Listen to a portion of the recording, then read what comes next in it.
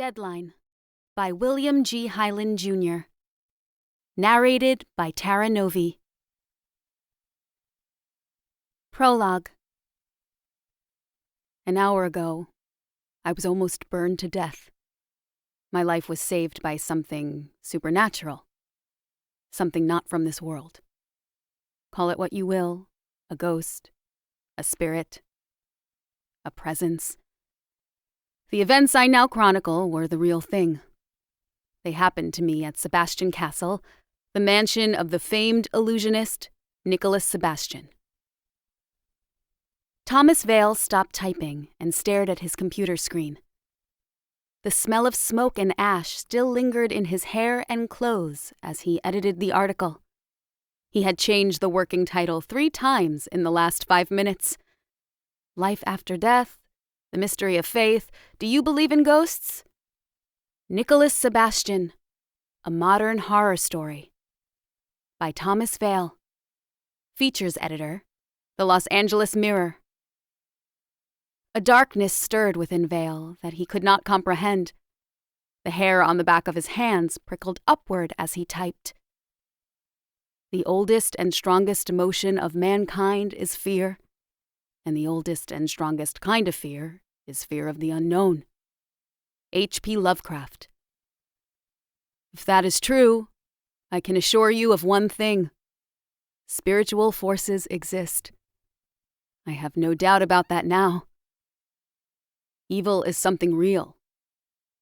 Over the past 3 days, I became part of an obscene horror story. How easy it was to be drawn in. But this story's origins began 20 years ago, with one man's obsession with his wife and life beyond the grave. Vale stopped writing. His mind sprinted in circles as his right hand trembled with exhaustion.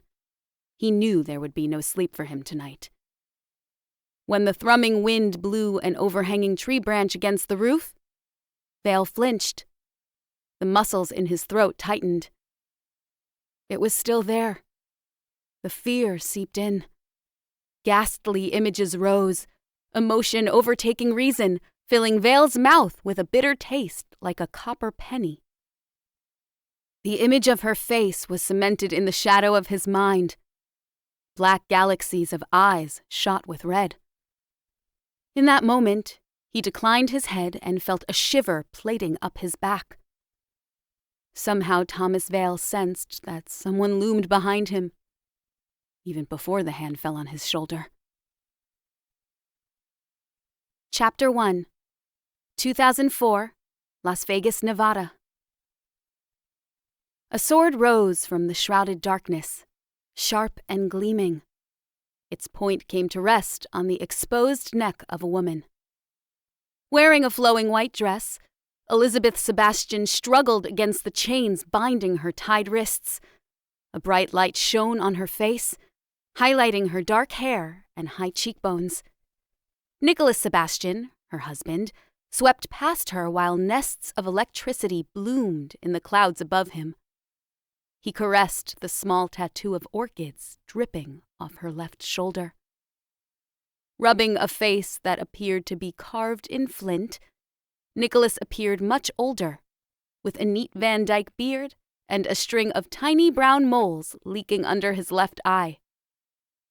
Elizabeth squirmed. Her chin quivered, and her pulse quickened. Nicholas circled her, studying his victim. Brandishing the sharp sword, he twirled it in the air, his forearm muscles flexing. He pressed its point closer to Elizabeth's neck. Rage burst across his face when he plunged the weapon into her body.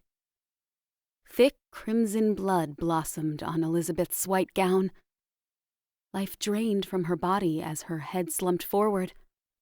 Sebastian placed his thumb above her left eyelid, raised it, and then let it drop back. A beat, then murmurs and whispers. Gasps followed. Bright red spotlights appeared on the massive stage of the Las Vegas Theater. Then the audience fell silent, not knowing whether the illusion was real or if something had gone horribly wrong. As the floodlights became brighter, Nicholas moved from behind the drawn purple velvet curtains, the bloody sword clutched in his right hand. Brandishing the sword above him, he tossed it high, then clapped his hands once. There was an explosion of light and smoke as the sword vanished. He clapped his hands again, pointing to the back of the theater. The audience turned to see Elizabeth, unharmed, standing and giving a graceful bow to Nicholas. She strolled down the carpeted aisle to the stage, joining her beaming husband. The crowd erupted into a standing ovation as the couple stood, hand in hand. Elizabeth shifted away from the magician, subtly breaking his hold. Nicholas continued his curtain call as she exited the stage. Their talent manager waited in the wings. Giles Corey was 50-ish, with silly putty features and a pear-shaped body. His eyes had the puffy circles of an insomniac. He greeted Elizabeth with a tired smile, handing her a soft cotton towel. "Terrific, darling. That husband of yours is quite the entertainer." Giles held one of his enormous Cuban cigars in his right hand as he spoke. Elizabeth hesitated, forcing the words out. "Where's Kit?" "The little princess is fine. Stop worrying," he said through a hacking cough. Elizabeth glared at her husband, still on stage, lingering, blowing kisses and taking dramatic bows to the cheering audience. She sliced Giles with a glance. "Someone has to," she said, returning to the stage. When the curtain lowered, Elizabeth moved into her lavish dressing room. As she undressed, she smelled the sweet fragrance of slow-burning white jasmine candles. Then, her attention focused on her 6-year-old daughter, Catherine. Surrounded by tubes of stage makeup, Kit romped on the floor, her angelic face smeared into an almost unrecognizable mess. "Oh, Kit. Rebecca, where are you?" The nanny, Rebecca Moore, staggered out from a side door, holding an emery board, filing her nails. With her gray hair pulled back tight, she had an aura of old theater. A net of premature wrinkles seamed into her expression. Exchanging the emery file for a tumbler full of cognac in one hand, Rebecca clutched her frail little son Frankie in the other. "He knocked him dead again, honey," she said. "They're still on their feet." Elizabeth shot her a sour stare. When Rebecca saw what Kit had done, she clucked her tongue, nudging Frankie aside. "Congratulations, Miss Elizabeth. Great show," Frankie said with a severe stutter. Elizabeth patted the boy's head and hurried past him to Kit. "Clean her up before Nick sees her like this."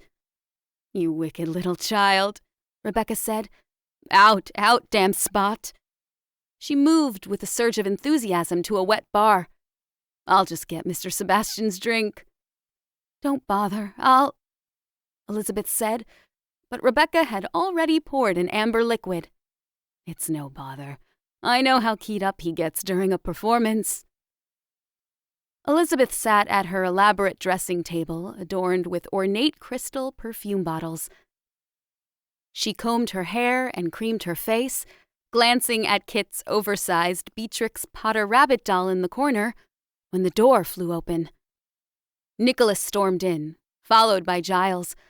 Bristling with nervous energy, he rushed to Elizabeth with 24 yellow roses bound with a gold charm necklace. She stirred in her chair and slid the chain off the roses. Nicholas placed the gold and diamond chain around her neck. Twisting his black onyx ring, he stared at her reflected image in the mirror. His expression transformed as he narrowed his gaze. "It's Egyptian," he said. "These charms give one eternal life.